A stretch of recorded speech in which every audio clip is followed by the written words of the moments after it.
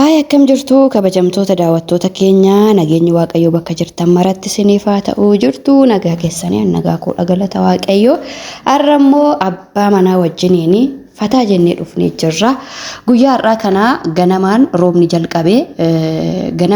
jalqabeeti reefuu caamaa nuti segaa yeroo roobni roobu sanaa gara manaa turre amma manni keessummoo xiqqoo nu dabbarraanii barandaatti kasala qabsiifnee abbaa manaa wajjiniin gadi baanee jirra boqqoolloo xabbafanna jennee akkuma beekamu gaa yeroo roobni roobu wantoota akka asheetaatu argame wantoota akka asheeta boqqoolloo akaawwii buna kana gaa nama kakkajeelchisaa maaliif jennaani akka namatti ho'u yookiin namatti toluu fi haa ta'u malee ani boqqoolloon xabbasa jedhee kasala gadi baasnani abbaan manaa ammoo anuyyuu xabbasee si nyaachisuun qabaa boonee koo bareedduu koo naan jedhee kunoo haala kana fakkaatuni kasala itti harraagabaatiin jira.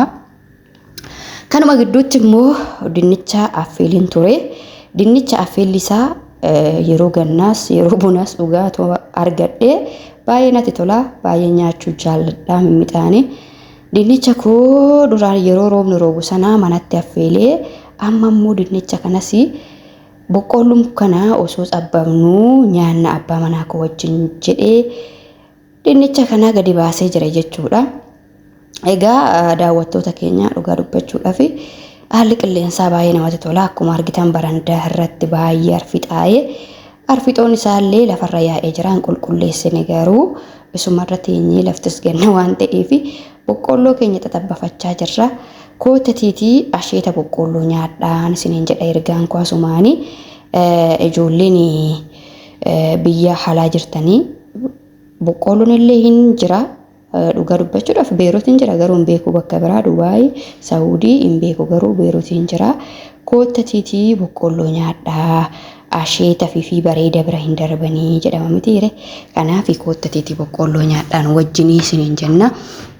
Egaa abbaan manaa kiyyaa asin gursha jennaani gidduma fudhata jechuudha. Baay'ee dinnichi kun itti mijatu ittiin tolu baay'ee nyaachuu hin barbaadu dinnicha kana natti kolfaan jira jechuudhaan immoo dinnicha kana baay'een jaalladha keessattuu yeroo gannaa wantoota akka dinnichaa affeellii kana boqqoolloo kana akaawwii kana otoo yeroo hundumayyuu nyaatan shonkoora kana otoo nyaatanii baay'ee natti tola jechuudha. Inni immoo agasmaaraa waa'ee dinnicha kana badaa miti nyaatullee firee tokko yoo akkam guddate firee tokko caalaa hin fayyadamu isiniin jedha. Kanuma gidduutti egaa wal gargaarree numa lamaantu jira waan ta'eef wal gargaarree boqqoolloo kana haalatti xabbafachaa jirra.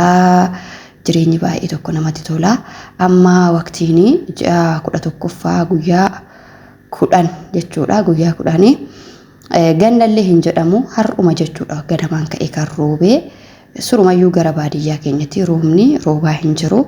Yeroo kana silaa facaasa callaa namni yeroo kanatti akka waggoota darbanitti kan xumuramudha. Garuu immoo dhugaa dubbachuudhaaf ji'a 11ffaa guyyaa 10 mitiiree har'a gara keenya jechuudha. Callaa yoo hin finne yoo torbee darbe keessa callaa yoo facaasuu jalqabanii sababni isaa maali yoo jettanii roobni roobaa hin turre jechuudha. Roobni mulumayyuu hin jiru baran har'ayyuu magaalaa keessa jechuudha.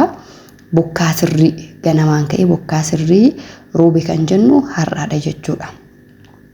Kanaaf egaa yeroo roobni roobu namatti tola. Asmaraanis rooba malee hin ta'u waan ta'eef facaasan rooba malee hin ta'u. Zimme'aniituma lafa goggogaa qotanii lafa goggogaa sanatti midhaan gadi naquun hin taatu waan ta'eef roobni illee barbaachisaadha yeroo kanatti nuuf haa roobu. Warra magaalaallee agasmara barbaachisu yoo baate warra qotee bulaa sirriitti roobni sirriitti barbaachisa yeroo kanatti nuuf haa roobu.